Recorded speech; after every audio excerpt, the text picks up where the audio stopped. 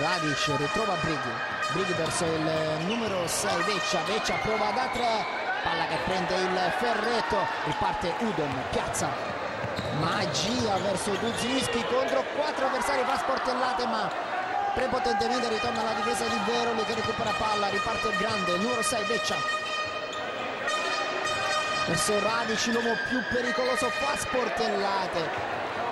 e va a trovare un canestro quasi impossibile, solo un giocatore della sua tecnica poteva trovarlo. Punteggio sul 26-22, Veroli ci crede, Veroli ci prova soprattutto, riparte la Fortitudo, Piazza, siamo già dall'altra parte, Alessandro Piazza, Duzinski verso il nuovo entrato Saccagi, stoppata pazzesca del numero 15 Radic e riparte Veroli,